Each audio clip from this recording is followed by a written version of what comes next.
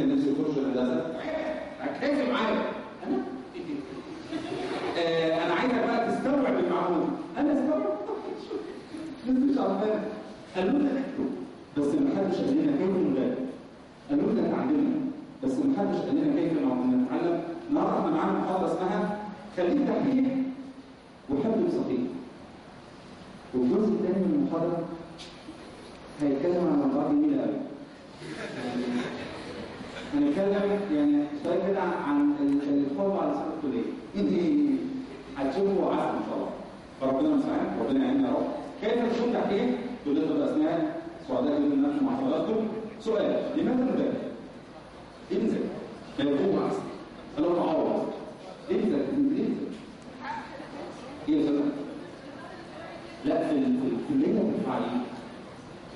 لا مش فاهمه. لا ده عادي في الكليه احنا لسه ما خدناش. لازم نتعود. تبقى بس كل دول عايز اوصل مستقر. انا عايز اخش طب اسنان فانا بلعب في الخمسه بيقولوا كده 98 99 ما تحطوش كده. طب بنعمل تعملوا ايه؟ يعني واحد جايب 99% طوارئ ايه تاني؟ ما لحقتش توصل كده. طبعا عيط يعني انا 9 اعمل لكم ايه تاني؟ ربنا يعينكم. بذاكر عشان اوصل مستقر صح. بذاكر ليه تاني؟ مرة في المحاضرة لقيت واحدة كانت صادقة قالت لي بصراحة كنت بتفضل بذاكر عشان ما ازهقش. انا هذاكر يا سعيد. يعني قلت يا ماما هتقولي اعملي بقى وسوي على ايه؟ بذاكر يا ماما. حضرتك احنا بنعمل الاثنين. الله اكبر الله اكبر. لماذا بذاكر؟ سؤال عشان افرح ابويا وامي. نعم ليه؟ انا بذاكر عشان افرح ابويا وامي. ليه بتذاكر؟ ليه بتذاكر؟ عشان حصل مين؟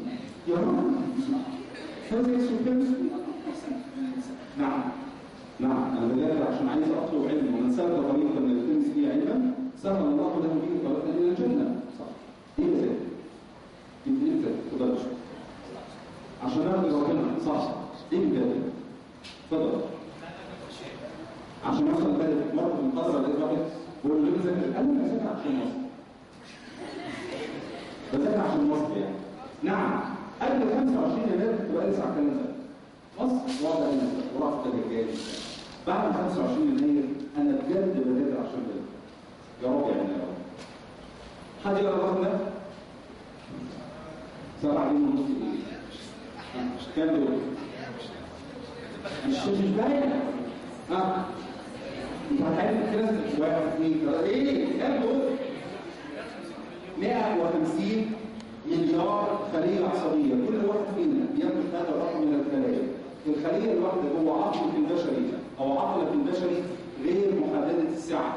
يعني تشيل قد ايه من المعلومات؟ يعني الخلية العصبية عندكم غير محددة السعة كبيرة جدا. بس احنا ما اتعلمناش ازاي بتشتغل. شباب مين هنا يعشق لعب الكورة؟ يحب لعب الكورة جدا. يعشقها مش هحبها.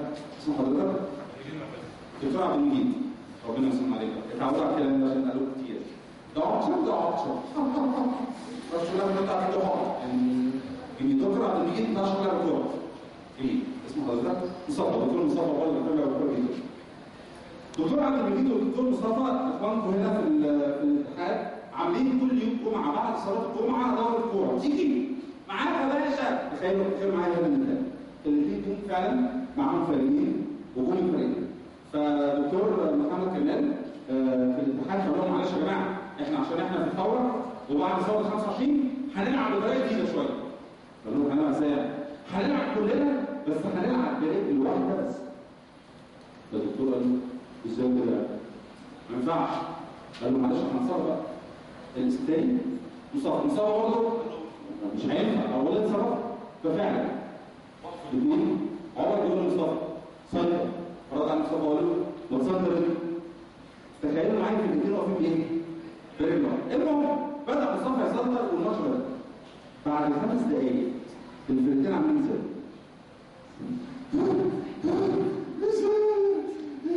جميل. مصطفى قال الماتش ده بايظ. قال واحد صاحبه قال له بقول لك ايه؟ الماتش ده بايظ. انا هنام على الارض. حدفت الكوره اشوطها وانا نادي في الجول. ماشي. ففعلا حدفت الكوره شاطها هو ايه؟ شاف الكوره جايه يقول طب اجيبها ازاي؟ طب اجيبها ازاي؟ المهم الماتش خلص على كده ربع ساعه الفرقتين كانوا واقعين في الارض ميتين. خلص الماتش فاتوا رجلهم طلع كله طلع بيقعد فالدكتور محمد بيقول له النهارده اخوانا فين؟ لا ولا حاجه يا دكتور كل واحد منهم لله. عدى اليوم ده على كده. جينا الاسبوع اللي بعده فبقول له عمر عندنا ماتش كوره تيجي؟ رد عليا وقال لي مش فاضي والله مش فاضي. وراك ايه مش فاكر؟ طب مصطفى تيجي معانا؟ عندي نفس المشوار اللي عنده مش فاضي برضه. مالك يا اخويا؟ اصل بصراحه زهقت من لعب الكوره، مش طايق العب كوره، اتخنقت من لعب الكوره. كان مسابقه الكوره عليا. اساتذتنا الفضلاء. مين هنا بتفهم في الطريق قوي؟ انا لله وانا اليه. عندها بعض المعلومات عن الطريق. يعني ساعات بتقف في الموضوع. بتقلب ساعات الارباح اللي يعني بعض المعلومات. استاذ دكتور لو طلبنا من حضرتك صينيه بطاطس في الفرن تاخد قد ايه وقت؟ 10 دقايق 10 دقايق يا عمر 10 دقايق تجهيز ماشي من غير الاساليب ولا رجل هي 10 دقايق 10 دقايق فعلا صينيه البطاطس تتجهز في 10 دقايق خلي لو هي نفس صينيه البطاطس طلبتها من حضرتك ولكن هتعمليها من ايدك اليمين مربوطه وهتعمليها بايد واحده بس تاخد قد ايه؟ لا كتير. طب 10 بطاطس زي ما اعرفش الصراحه بطاطس وكل عليها وتعمل حلتين بصراحه تيجي تقطع البطاطس لا بقى فتحت البطاطس في البوتاجاز صح؟ خلي بالك هتاخد قد ايه؟ ساعه 2 3 ممكن خلي بالك وانت طالعه من المطبخ هتبقى عامله ازاي؟ مالك ازاي؟ ما عادش حلال ادفع. ايه اللي حصل؟ اصل انا اتخلقت من الطبيخ مش طالع الطبيخ زهقت من الطبيخ. اساساتنا افاضل شيلوا كلمه الكوره وشيلوا كلمه الطبيخ وحطوا مكانها كلمه مذاكره. اتخلقت من المذاكره زهقت من المذاكره مش طايق مذاكره صح ليه؟ احنا عندنا كم عقل؟ واحد احنا عندنا اثنين. مرة بقول لهم ان احنا عندنا عقلين لقيت واحد يقول لي انا فاهم كل مره انا عارف مكان واحد التاني ايه؟ احنا عندنا عقلين وكل واحد فيهم بيتكلم في حاجه غير التاني. فص يمين وفص شمال عقلين يا اخويا بالظبط زي الليل بالظبط زي الليل. تعالوا نبص عليه. واحد يمين وواحد شمال وكل واحد بيتكلم في حاجه غير التاني. الشمال بتاع اي حاجه فيها قواعد اي حاجه فيها قيمه 1 2 3 4 ده فص شمال. الشمال فيها اي حاجه خطوط مستقيمه مثلث مربع مقسم استطراء فص شمال. الشمال بيتكلم في اي حاجه فيها كلام وورز كلام ونشر فص شمال. الشمال بيتكلم في اي حاجه فيها ارقام او عمليات حسابيه ده فص شمال. الله هي الانسان عباره عن ايه؟ ما هي كلام يا ارقام يا خطوط مستقيمه يا قوائم. يبقى الفص شمال ده بتاع ايه؟ مذاكره. طب بص لمين؟ خلينا اليمين بتاع الالوان اي حاجه فيها الوان كلر فص يمين. اليمين بتاع صور اي حاجه فيها صور بيكتشرز ايمجز فص يمين. اليمين بتاع الاختصارات والاكواد ده فص يمين. اليمين بتاع احلام اليقظه احلام عارفين احلام اليقظه؟ فاكرين مثلا معاكم وانت قاعد في الاوضه تضرب سقف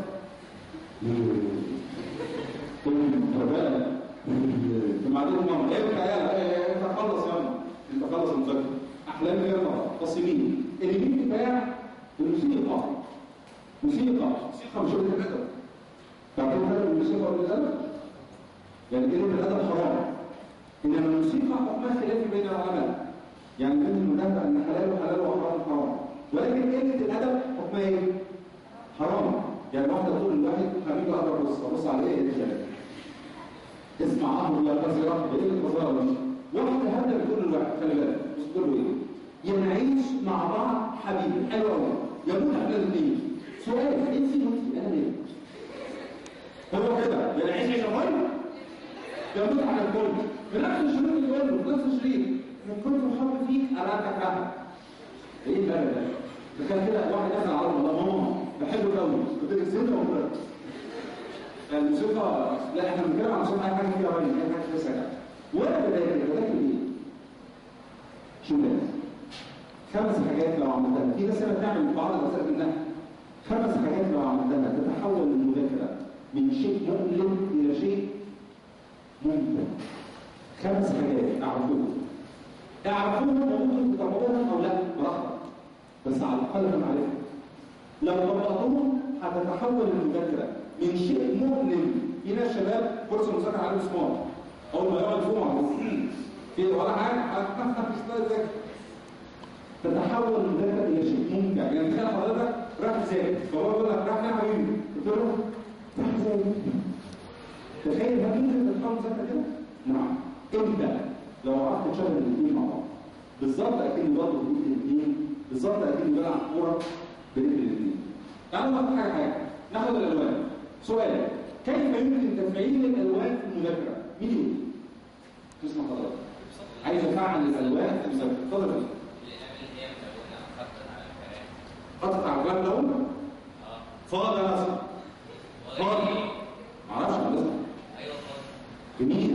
مرة في المحاضرة على فكرة هي البنات يعني باختصار عشان لازم نقول، عارفين القدرات بتاعت البنات ولا عارفين بنات؟ الاثنين يا باشا، الاثنين. هل كده لما تتكلم بنت تفتحها؟ استنى هتلاقي احمر، كورة، وازرق، حتى دباديب، ورقين. ده حتى برفان يا جدع. خلي بالك. هات نفس المحتوى ده هو لواحد صاحبك. كل ازرق. فلكن انا هقول لك في بقى الكلام ده ايه ده؟ البنت مهمه التدريب. لو وقفت المذاكره بتاعتها فتنمى مضاعفات الذاكره ال10 الاوائل في الثانويه العامه 9 بنات ولا دون ان تدروا. لو وقفت المذاكره بتاعتها مش هصل فيها كتير. اول قاعده من قواعد المذاكره لون مذاكرتك. اللي لون مذاكرتك لون مذاكرتك هو يتم مضاعفات الذاكره. حضرتك ساعات بتخش الامتحان بتقول ايوه السؤال ده انا فاكره، ده في الصفحه السوداء اليمين. ايوه في الحته السوداء فوق. ايوه اوسط الاسود. ايوه مش هنعمل حاجه. ليه؟ اسود. احنا مش عايزين نطور حته الالوان. اول قاعده من قواعد المذاكره انك هتلاقوا الاسود كتير جدا. كتب بتاعتك كلها سوداء اللهم الا ما رحم ربك. ما تتعاملش مع اي معلومه سوداء. الالمه الخيرات الفسفوري او اننا نلاقيها الوان وهنجيبها دلوقتي. نمره 2 الموسيقى. كيف يمكن تفعيل الموسيقى في المذاكره؟ ايه؟ الموسيقى. اسمع موسيقى. صوت انا زي كده.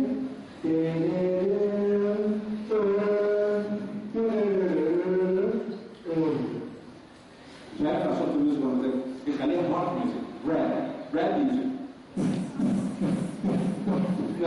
نقول ده احنا مش هنعمل عليه. تخليه شعب تبع على ورد يعني خلاص.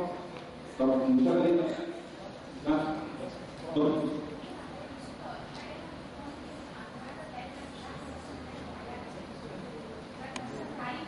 لا مذاكرة؟ تعرف الحمل وعشر مين؟ هو لا نعم. واحدة من أكثر الطرق الداعة في المذاكرة. هي مش مسؤولية، هي مسؤولية المعلم، بس واحدة من أروع طرق التدريس الداعة تحويل المنهج الأنشيدي. أنا قاعد في اختصاصي بدرس إنجلش، درس إنجليزي. محاول منهج الإنجليزي كله أناشيد. أغاني يغنى. يعني تخيلوا عايزين نتكلم مثلا هو present simple أو condition F. condition F لحاجة تانية F زي التنفيذ. الإيه في حالة واحدة. لا تخيل ان انا بتكلم عن present simple والpresent simple بيتكلم عن include الفيرب ولا بيستخدم في 5 حالات. يا عم والله المضارع بسيط يعني هو بسيط جوه الفعل استخداماته قال له حقيقه واعاده قدره ومستقبل ايه هذا كلمات الداله sometimes never yes or usually ده اساس always every واخواتها ليجن وكل يريد ذاتها. انا متاكد يقينا ان كل واحد من المحاضرات والمساسه ما بقولش كده بيعمل كده.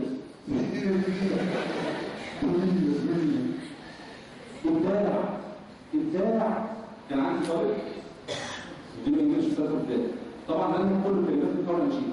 كان مستر انا عامل نشيد والطبقات عارفين فوق وقف وسط فصل النوم ملك حضرات كمان له مالك دور الفوز شباك يعني ورد والجزمه يعني شوز واحده من اروع طرق ابداعا في المذاكره حول بعض اجزاء المنهج الناشئين. وانا خريج حقوق كان عندي ماده اسمها مجال. لا ركزي. سيبهم لا انت اعلام دلوقتي. انا اصلا ضد دراسات. اول دراسه خدت كان دراسات، ثاني واحد كان انجليزي، ثالث واحد انا فيه دلوقتي حقوق رابعه اساس حقوق ان شاء الله، والثالث حقوق ورابع عام. ثاني عام وحسب الله انا وكيل. ماشي ركزت. وانا في حقوق كان عندنا ماده اسمها مدني. شروط العقد 6. انا عايز اعمل عقد مع حضرتك ليها 6 شروط، اجابه وقبول. بدأ متبادله كامله، مطابق خلال الفتره. انا عشان احفظهم عملت ايه؟ حولت ال6 دي اناشيد هنا. يبقى عقدي ايجاب وقبول، بدل واراده كامله، مطابق وخلال الفتره، يبقى العقد سلطه شامله. منفتح جدا ببعض اجزاء المنهج. بتبقى بتدي نوع من انواع المرض، بس تخيل حضرتك وانت بتذاكر. والله ايه؟ طبعا. جميله قوي. المشكله الوحيده اللي ممكن تواجهها لو حولت المنهج الى انشيد هيبقى مع الحد والحد. يعني تخيل كده انت بتنادي ابوك وامك على لا حول ولا قوه الا بالله. كنت جامد ماشي؟ الاختصارات. كيف يمكن تفعيل الاختصارات في المذاكره؟ مين يقول لي؟ رجاله اتفضل. كذا عنصر مثلا بعضهم اجيب اول حرف من كل واحد واقعد احفظها. هي طريقه جميله ان انا اجيب اول حرف من كل كلمه واقعد احفظها واقرر كده في كلمه، بس المشكله بقى في تسميعها. يعني تخيل انتوا بقى تذاكروا اول حرف من كل كلمه فبتذاكرين. كشفت سكه لك بقى. طيب كشفت سكه لك بقى. خش الامتحان. ايه بيحكي دي؟ يحكي ايه؟ هي جميله بس مش كله، يعني ما ينفعش الطبق كله. عايزين نشوف ايه الاختصارات في المذاكره بيني وبينك. ده كده نعم. كنسل الكلمه اللي مالهاش لازمه. طب ما تيجي نقول بطريقه ثانيه. اخد الكلمه اللي ليها لازمه. بيسموها الانجلش كي ووردز. ركزوا في الامر اللي انا قلت شويه ووردز. عارف ده شهور عشان اعرف اجيبها. الكلمات المفتاحيه. يعني في الاخر في الاختصارات دي عشان تقدر تفعل الفصل يمين مع شمال لخص المنهج بتاعك. تلخيص لو حد غير ذاكر منه يخطئ. تاني لخص المنهج بتاعك. تلخيص لو حد غيرك ذاكر منه اللي هيحصل يخطئ. ليه؟ تلخيصي بتاعي انا بس اللي بني. وانا في تربيه كان عندنا ماده اسمها اصول تربيه، الماده بتقول كده 350 صفحه ماده مفيده. اكتر واحد في الدفعه كان بيلخص الماده دي 50 ورقه. من فضل ربنا كنت بلخص الورقه المذكره دي في 19 ورقه. يعني حاجه بالمره دي خلي بالك. طبعا 19 ورقه ملخصين ملونين متلونه. جالي واحد صاحبي قبل الامتحان بايام كلمات عايز الملخص. قلت له بلاش. اللي مالك؟ ده احنا اصحاب. قلت له عشان احنا اصحاب اقول لك بلاش. قال لي يا جدع احنا اخوات. قلت له خد المذكرات بس افتكر ان انا قلت لك بلاش. كان فعلا المذكرات راح بيها. انا هو راح صورها كان لونها ايه؟ اسود. دخلت انا وهو الامتحان بنفس المذكرات. من فضل ربي انا جاي في الماده دي جاي جدا. هو صح. ليه؟ تلخيصي عندكم بقى في شغولوجي مفعولوجي ايا كان حاجه في اولوجي ايا كانت لخصها فيه. هات في الاخر عايز اوصل ايه؟ خصائص كذا 1 2 3 4 5 هاتهم لخصها تلخيص كلمه من الكلمه المفتاحيه هتلاقيها كتير ملونه. الله. طيب احنا لخصنا التلخيص بتاعنا قدرنا نلخصه. عندنا خصائص كذا 10 خصائص احفظهم ازاي؟ كل واحده كلمتين عايز احفظهم ازاي؟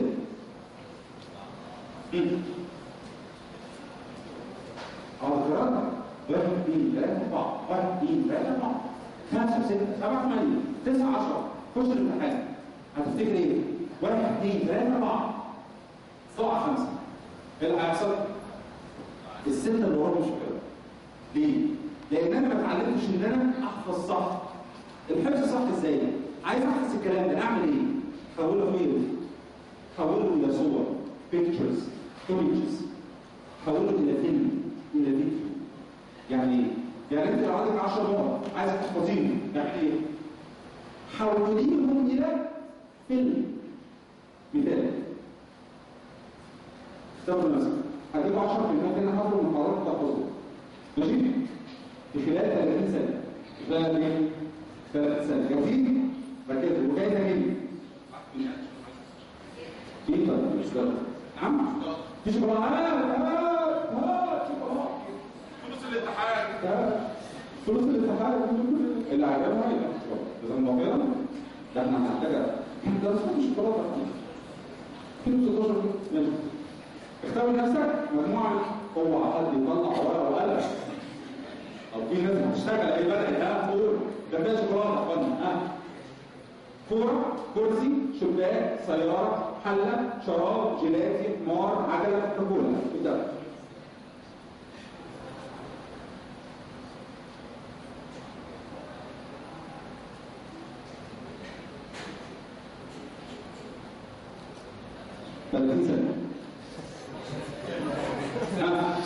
مين جنبه؟ ها؟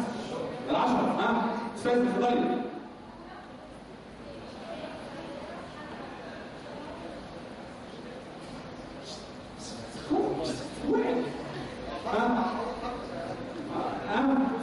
بص اساسات الافاضل احنا لما جينا نحفظ دول عملنا ايه؟ قعدنا نكررها. اول حرف من كل كلمه، اول قول مهم متشابه. من الرائع جدا ان انا احول ال10 دول الى فيلم، قصه. بعمل حاجه اسمها اسوسيشن، روابط من كل حاجه وحاجه، روابط كوميدي مش كده؟ بس ما تنساش مثال. تعالوا نجيب ال10 دول. كوره، تخيلوا معايا في ايه؟ كوره محطوطه على كرسي. هات الكوره والكرسي وحطيتها من اسمع صوت، حطيتها من وقعت على سياره. لقيت السياره طلعت نصين، لقيت جوه السياره حله، بفتح الحله لقيت جواها نمره واحد اسمع كوره كرسي، شباك، سياره، حله، شراب. بحط ايدي جوه الشراب، طلعت من الشراب شمال. لقيت كمان سنانه ركزوا قوي يعني جاي على العجله، فعطيته الجلديه قام جاي عطاني نمره واحد، اثنين، ثلاثه، اربعه، خمسه، سته، سبعه، ثمانيه، تسعه، 10. سقفه جميله للناس اللي قاعده دي ان شاء الله. مرة في المحاضرة لقيتهم بيقول لا سهلة اتفضل. لما انا بفهم اهو. واحدة من أروع الطرق إبداعا وسهولة في المذاكرة تحويل المنهج إلى صور. لا ينسى. أنا لما قلت الأسبوع الجاي وسألتكم كم هم ال10 هتقولوا. ولو قلنا لو كنت سألتكم دلوقتي هتقول ال10 احنا عملناها تصاعدي، هتقولوا تنازلي هتقولوا.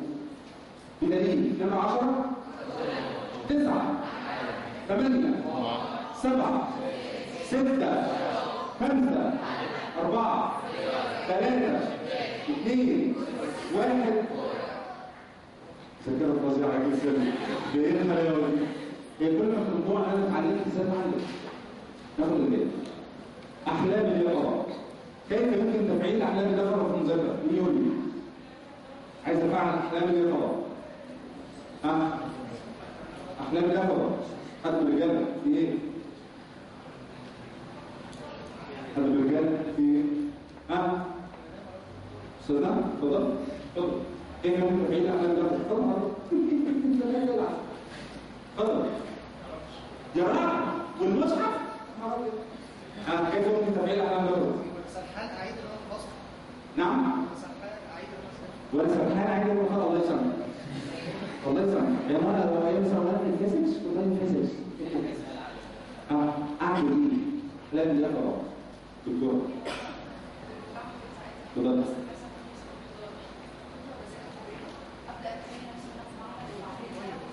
بتتخيلي الدكتور. انت كنت حابه في اسم حضرتك؟ دكتور تسليم سقف الدكتور تسليم. ان شاء الله على خير تروحوا النهارده بابا وماما سقفوا لي بالفضل. الدكتوره تسليم بتقول احط مستهدف قدامي. حسنا حضراتكم حد المستهدف قدامي 90% من الناس اللي كانت هدفها توصل له، 10% من الناس اللي عارفه هدفها توصل له. يعني ايه؟ يعني انا لو جبت 10 تليفون هنا و10 هنا، ال10 دول كاتبين هم عايزين ايه؟ 9 منهم هيوصلوا. ال10 اللي هناك كانوا عارفين هم عايزين ايه؟ واحد بس اللي هيوصل. مين كان كاتب في الدولاب بتاعه دكتور فلان الفلاني؟ شكرا. طبعا احمد زويل كانت جايبه على غرفته هذه غرفه الدكتور احمد زويل. انت كاتب ايه على غرفتك؟ هذه غرفه حمر لنا اخويا ركز انت كاتب ايه على غرفتك. خلي بالك الحته دي هدف المساعده. ده ربنا يلعب لعبه. مين يحب يلعب معانا؟ بنات ولا رجاله؟ عايزين 10 رجاله والجايزه معانا في شويه سياره ازازه عندنا ازازه ميه. يلا واحده هتبقى بتاعها. عايزين 10 من الدكاتره يجوا يشربونا. عندنا لعبه. هنلعب لعبه. يلا ابو كباتن هات اللي معاك تعالى. ايوه هاتوا كده. ايوه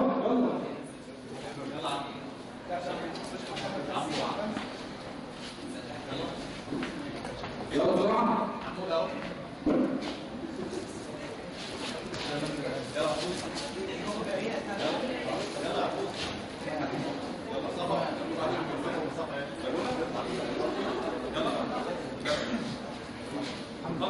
عايزين لسه عايزين 4 كمان. يلا يا كابتن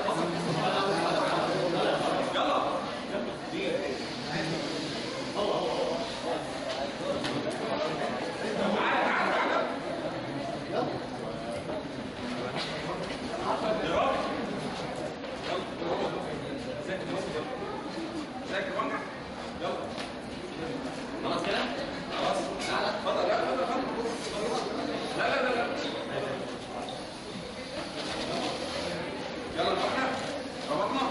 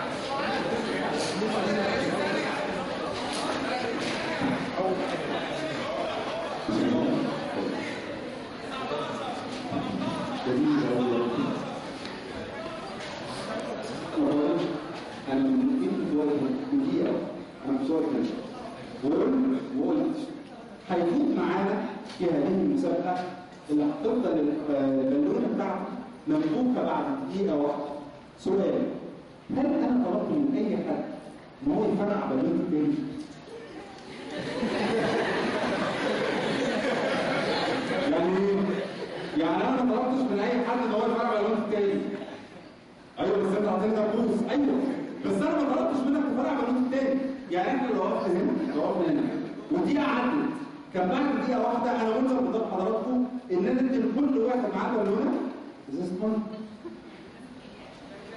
انا مش في المسابقه، انا بره المسابقه ومعايا بالونه، لقيت واحده وقفت بوم، يا ابني انا بره المسابقه. البالونه بتاعتك هو حلمك، اوعى تخلي حد يفرقعه. بالونتك هي حلمك، اوعى تخلي حد يفرقعه لك. انت عايز تطلع معايا في طب اسنان، انت عايز تبقى دكتور جامعه، بوم، اوعى حد اخويا يخليك يفرقع لك البالونه بتاعتك. وده الموضوع نكمل مع بعض. وصلت الفكره؟ في واحد يقول لك مش فاهم يعني ايه؟ طب ايه بقى الموضوع يعني؟ دي مشكله ثانيه بقى ربنا يعينهم كلها. اساسات الخطوات البالونات حلم التربيه. انا البالونه بتاعتي ما بتتفرقعش، انا جبت قوانين التربيه. ما حدش يقدر يفعل البالونه بتاعتي بايدي. خلي بالك. واحده من اقوى قدرات العقل، احنا قلنا 5 حاجات. هنلخص الماده بتاعتنا، تلخيص ملون. التلخيص الملون ده هحفظه بالصور وهعمل فيه بعض الاغاني وهحط مستهدف قدامي، هكتبه واعلمه. علقي مستهدف تكتبيه. في ناس كانت كاتبه مستهدفها في السقف. ليه؟ اول ما يصحى من النوم يشوف. في ناس حاطه مستهدفها على الدولاب، في ناس بتزودها شويه بقى، مطعم الدولاب والسرير والحمام والمطبخ وبتاع. ومره سالتها تقول لي ليه كده؟ ليه بتحط في الحمام؟ انا اساسا لما بحط في الحمام وابص عليه بعمل كده. دي نوع قويه يعني. اساسات الاطفال حطوا مستهدفات قدامك، ولكن احد اهم واكبر العوائق في حته احلام الرغبه في المستهدف لو تحول المستهدف الى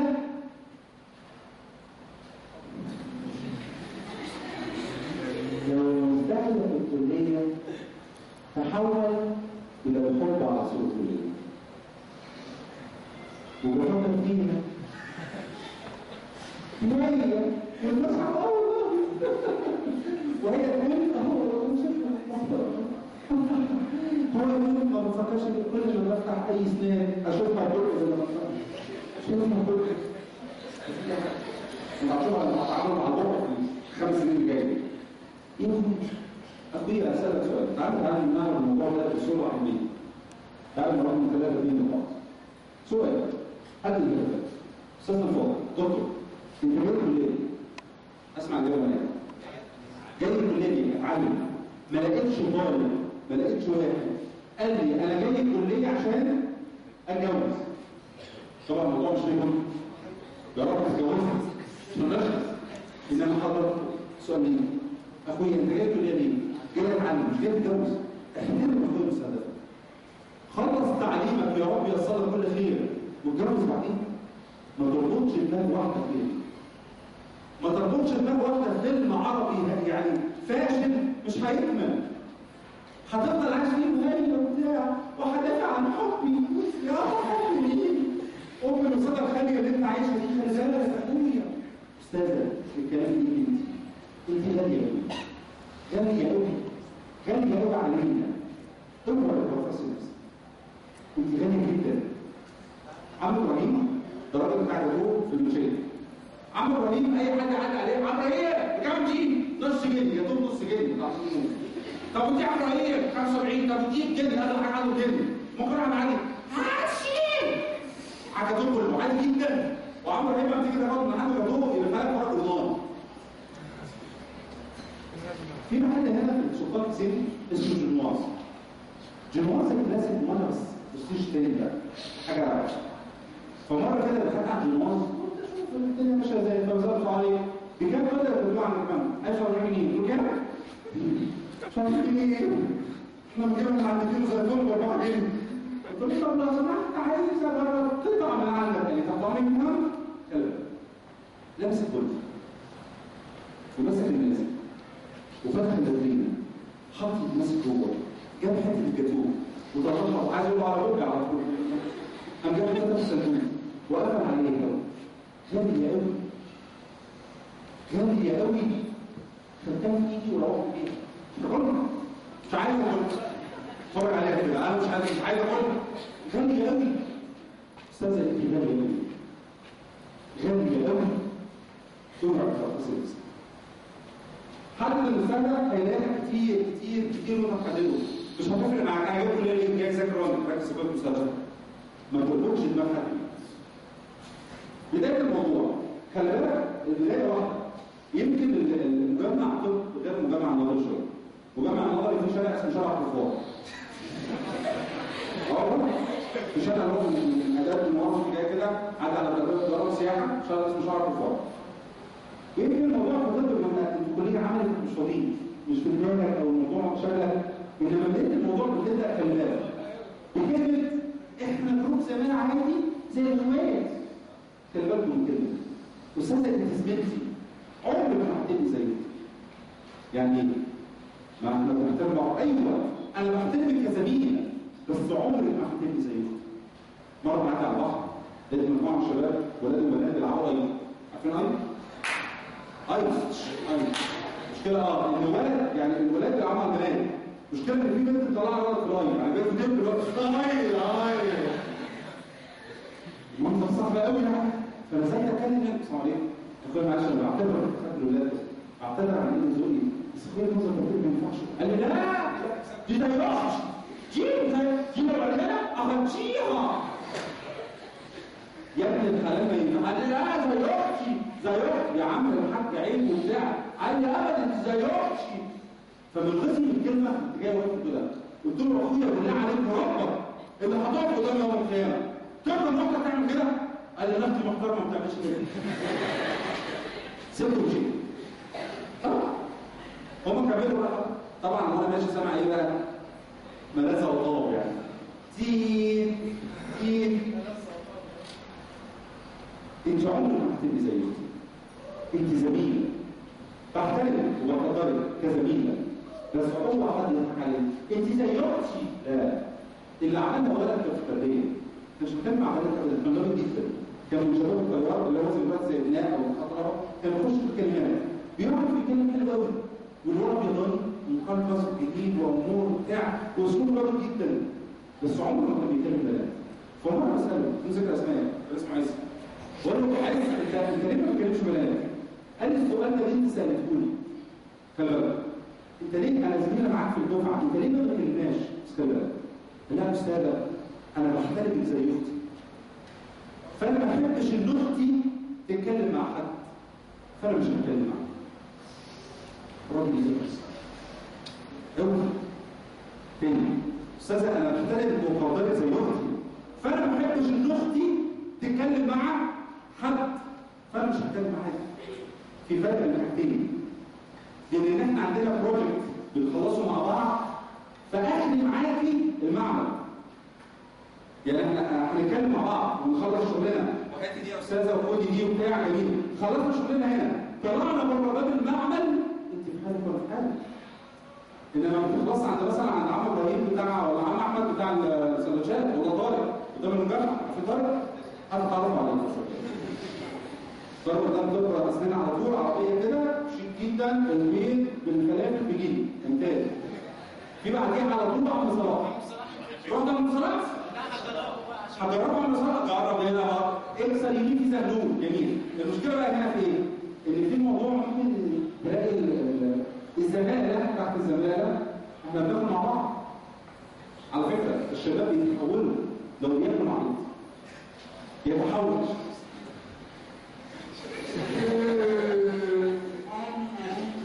شوف صحابي عارف عمو السندوتش ده مش بيخلص على مرتين وهي برضه بتتعود زي ما ايه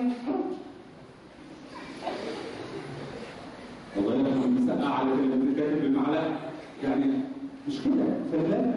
خلي بالك يا اخوي خلي بالك الله يبارك لك اوعى تحت دي تلاقي نفسك بتتسحب لان جروب زمان عادي زي الاخوات زي اختي ده بيبدا في الاول وبعد كده فلان اي فلان في موضوع عايز اكلمك فيه خلاص لو في واحده معجبه بواحد وهو معجب من حسن اي معجب تقول له والمصحف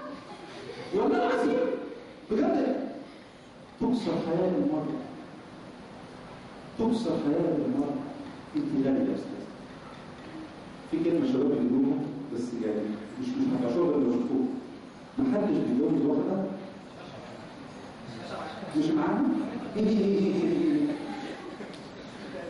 الكلام ده لو واحد على علاقة بنت يقول لك لا والله الذي طب انت مش معاها. لا انا بحبها انا مش عشان انا بخطبها عن كده. مظاهر سلبيه. بعض المظاهر السلبيه تبدا الاول بنقول زمان عامل زي دلوقتي تتطور الموضوع ان احنا بقينا نحب بعض. الشيطان هيخشلك من خلق.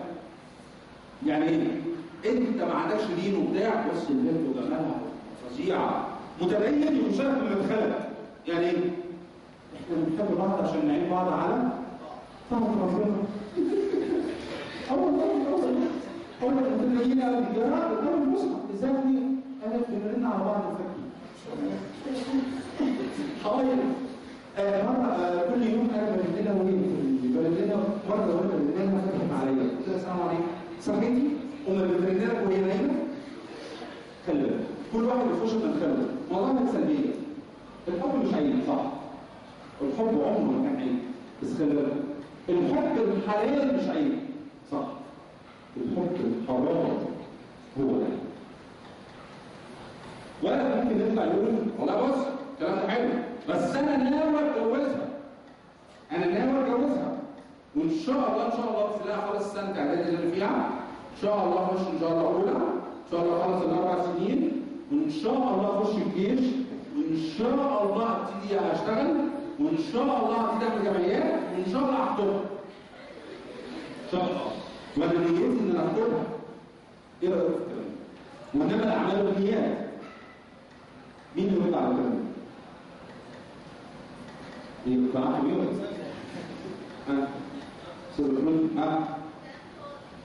كلام فاضي ليه؟ انا بقول لك انما الاعمال بالنيات. انا بتكلم بحديث. مين مين يرد على هذا الكلام؟ دكتور اتفضل.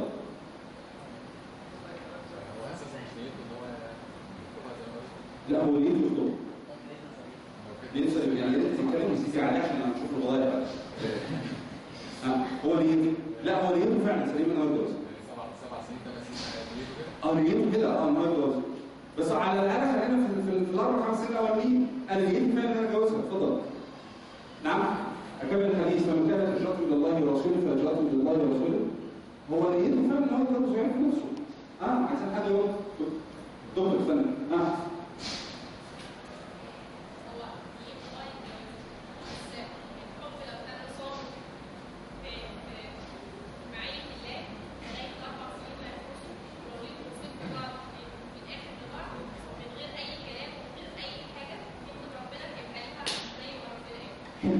هنا نرد عليه نقول ايه؟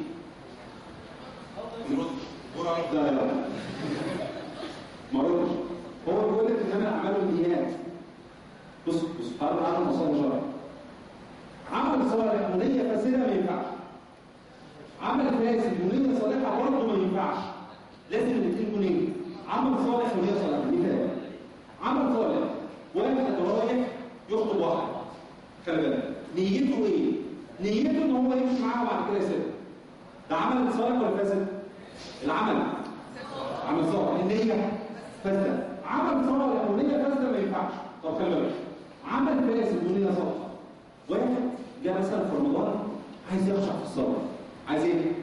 يخشع في الصلاة. فشرح حشيش. شرح الضرورة. ليه بقى؟ قال لك عشان نخش في السنة وجابت سؤال النية صالحة ولا فاسدة؟ من صالحة. العمل ينفع. واحد خلي بالك عايز يتجوز واحدة جميلة بس بيمشي معاها دلوقتي. العمل النية صالحة بس العمل ما ينفعش. لازم يكون نية. العمل يبقى صالح رايح يخطبها من ابوها والنية صالحة عشان يتجوز. انا ما بعملش حاجة غلط صح؟ في شباب اللي مش انا ما بعملش حاجة غلط. انا حب عفيف. احنا بنتصل ببعض بس. نتكلم مع بعض بس. نمشي مع بعض بس. نوصل لبعض بس. خلي بعض بالليل بس. عادي.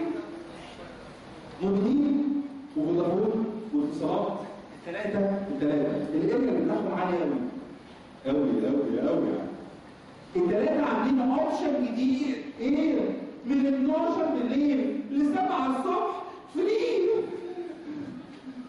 12 بالليل ل 7 الصبح؟ فكان مين 12 بالليل ل 7؟ ده اكيد واحد هكلم واحد صاحبي، السلام عليكم، ازيك يا عمرو؟ عايز انا بقى يا عم انا قلت اسلم عليك يا جدع، عمرو في 60 ده الساعه 2 الصبح عايز انام، شوفك في الكليه مش هينفع. لا ده اكيد واحد هيتكلم والدته، يتكلم امه، السلام عليكم، ازيك يا ماما؟ عايز اخرج، ماما هو العشاء فين؟ ما هو عند امك في الثلاجه سيبنا ننام، مش هينفع اكلم امه. لا ده اكيد زوجته هيكلم زوجته من 12 بالليل 7 الصبح، السلام عليكم، ازيك يا حبيبتي عامله ايه؟ استاذنك بس حاجه صغيره، تاخد شويه صغيره كده. ما هو نايم ولا عايز ايه؟ أرادوا بكم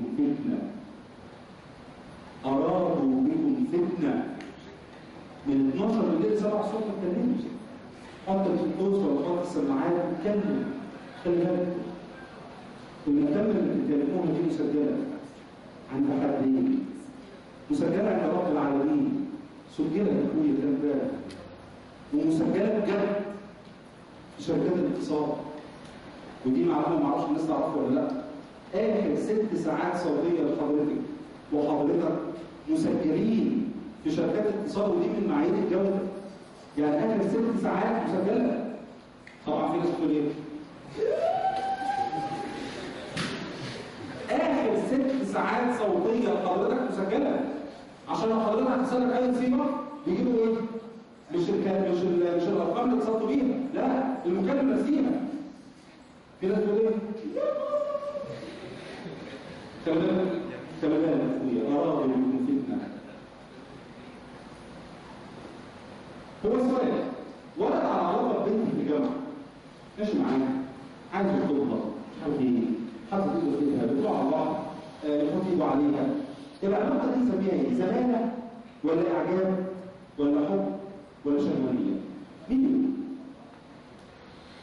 لا اللي هيقول لي يقول لي ده هي ألم من الأربعة ولا ليها حاجة خمسة؟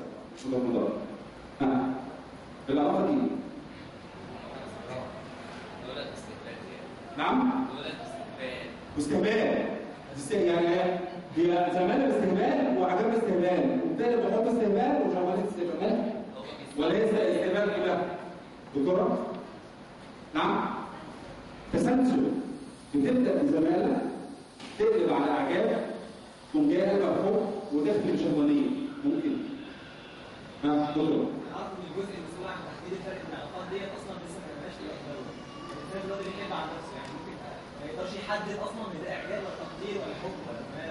هو بيحب اي حد وخلاص. فاكرين في اعدادي شباب انتوا بتتفرجوا فاكرين في اعدادي اي بنت والسلام. يعني اي لو قلت الجيران بصيت لك يبقى هي وانت في الدرس اي حد يبص وخلاص بنت البوابه هي دي تقعد تفكر فيها تقول لك بابا ايام الثانوي بقت شخص معين اللي في الدرس.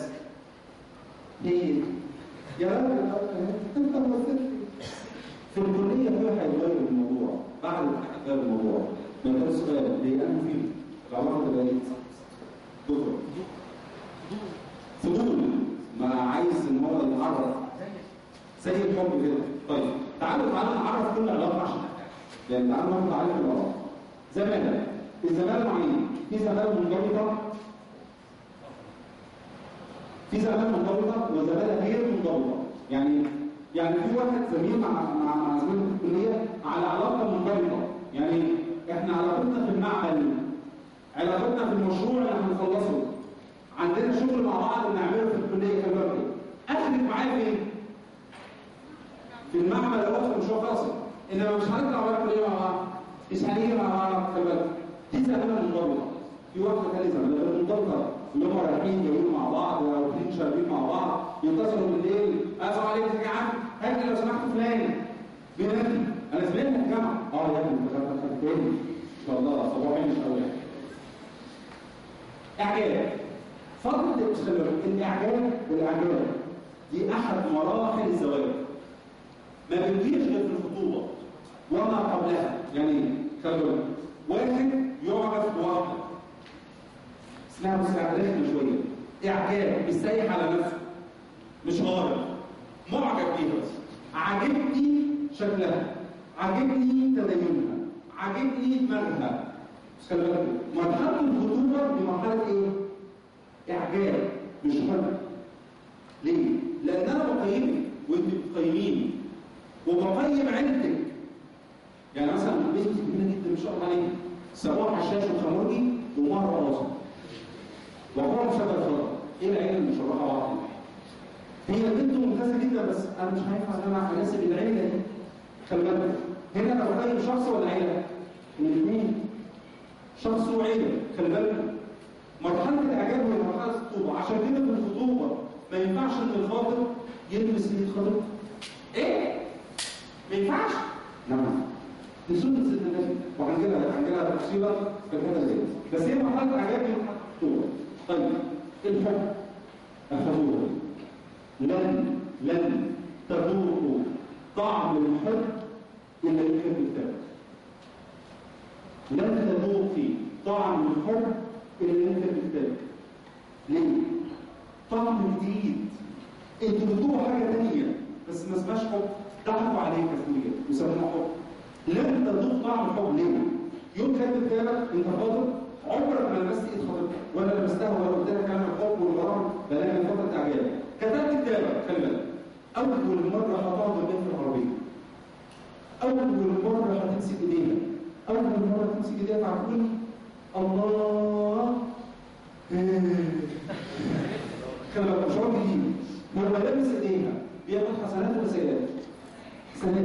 مش خلي بالك حسنات حسنات حسنات يا جدع، شعور جديد.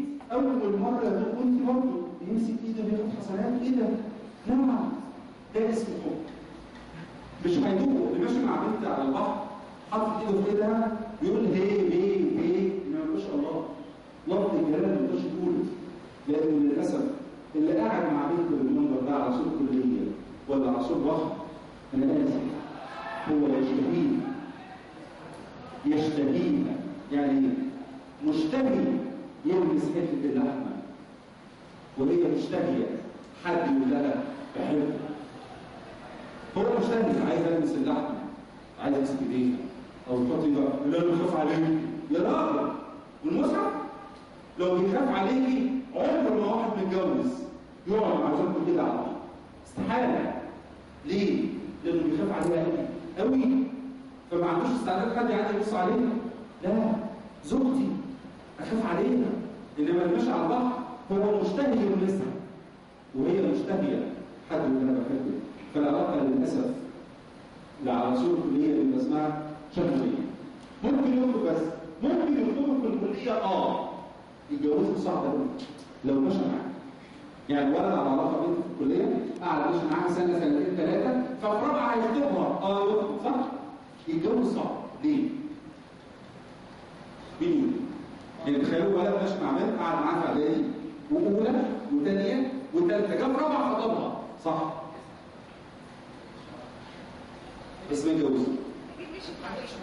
نعم؟ والمصحف من واخدها من اعدادي ما مشيتش مع حد جاي انا بس اللي مشيت معاه.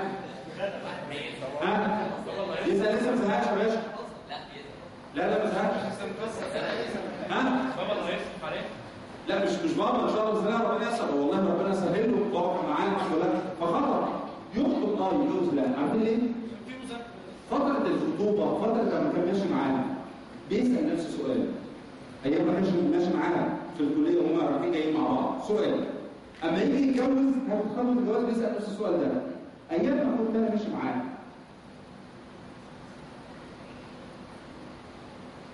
ايام ما انا كنت ماشي معاه ابوك اللي يعرف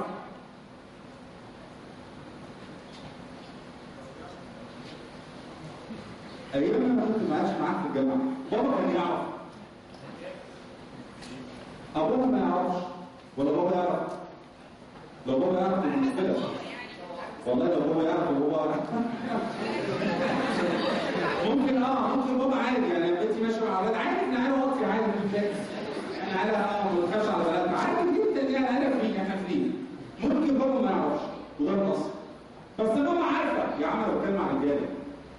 ولا يعرف؟ لا. إذا ففترة الخطوبة فترة أيام ما كانت ماشية معايا في الكلية، خلي بالك، كانت خائنة لأبوها، صح؟ مش هنتخرج؟ ماما عارفة بس أبوها كان يعرف؟ لا، كانت خائنة لأبوها. تضمن يا عريس أما تيجي تتجوز ما تمشيش مع حد من صحاب الكلية وتبقى خائنة لجوزها؟ لا، أصلها بتحبني ما كانت بتحب أبوها. لا، أصلها بتحترمني ما كانت بتحترم أبوها. وخانت أبوها، فما تنفعش. بقى بنت غلط. قصة شفناها ولد بنت قاعدين مع بعض، عاشوا مع بعض في قصة حب فظيعة في الكلية، احنا بنقول عليها قصة حب شهوانية في الكلية لمدة 7 سنين. وبعد ال7 سنين اتجوزوا، وبعد ما اتجوزوا شهرين وكان مطلق. سؤال، هو والله 7 سنين فرق لدرجة من ضمن الحاجات الكوميدي يعني لما تاخد طالب جواز هي طبعا بالاخضر والاحمر والازرق وبتاع بره. اما اتجوزت شافها ابوها بالايه بقى؟ بالمدوره، مفيش مكياج وبتاع. فمره سالها الله فلان يعني المكياج بتاعي في الكجاج بشعرك انت ابيض يا راجل وانت غريب. سؤال، شهرين كان مطلق، ليه طلق؟ حد يديني سبب. هو قعد 7 سنين قصه حب وربنا كرمه الحمد لله جاب الشقه وعمل جمعيه ومش عارف ايه واتجوز. وشهرين كان مطلق، ليه؟ الاساس غلط. والله بالاخر الاساس كان غلط. فقعد يبني عليه يبني عليه يبني عليه يبني عليه، فجاء بعد شهرين هي كانت بتظن انها عرفته كويس جدا، عشان كده بتضحكوا عليك في الحته دي. يقول لك لازم الاول تدرس البنت، يا رب اول مره لازم تدرسها وهي تدرسه عشان عاملين يتجوزوا يبقوا عارفين بعض. هم فضلوا 7 سنين يدرسوا بعض، افتكروا انهم عارفوا بعض كويس جدا. اما اتجوزوا طلعوا انهم ما عرفوش بعض نهائي، مش عارفين بعض. ده هو كان بيظن ان هو عارف 90% من صفاتها، طلع ان هو ما يعرفش غير 10% بس، و90% من صفاتها ما يعرفهاش. دي بتتنرفز يا جدع، دي صوتها بيعلى، الله، دي بتتلفظ بالفاظ زي كده انا ما كنتش متخيل كده ابدا.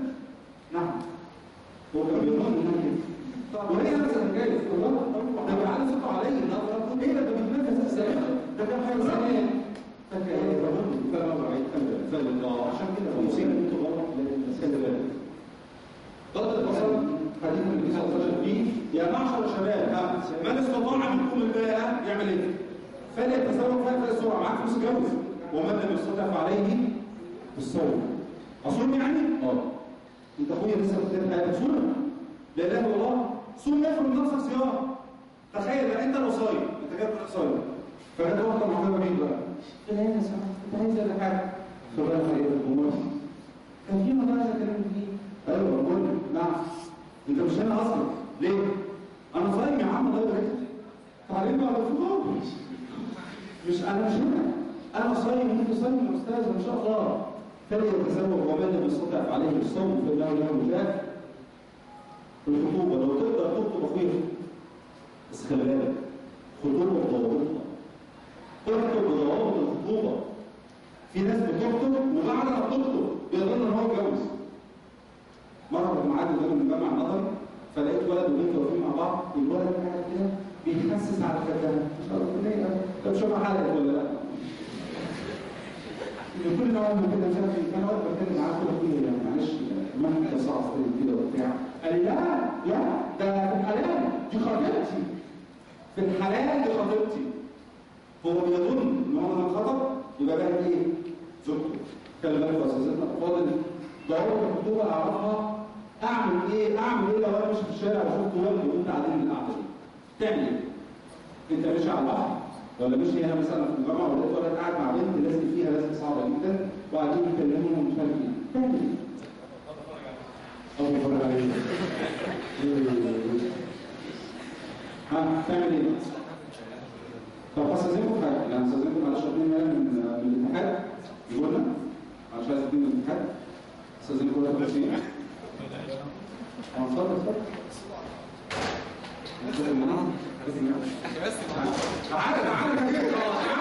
تعالى تعالى انت جاي تعالى اتفضل اتفضل حضرتك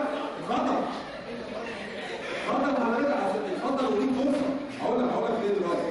هقول لك فرصتك في ايه؟ ضيعت فرصتك ليه؟ لان هو حاطط ايده ممكن تخش خلاص عديها. كان ماشي في الشارع او ماشي في الكليه ولا منظر تاني تعمل ايه؟ لا مش هقدر اقول لك صورها لي فيديو عشان الفيس هيبقى ضايع. انا شايف منظر زي ده اعمل ايه؟ تعالى كده تخيل معايا. ابو كباتن تعالى سلمنا. تعالى انت اصلا ده هتخوف مش انت داخل بداخل دي. بص تعالى نعمل معايا احنا ماشيين مع بعض فلقينا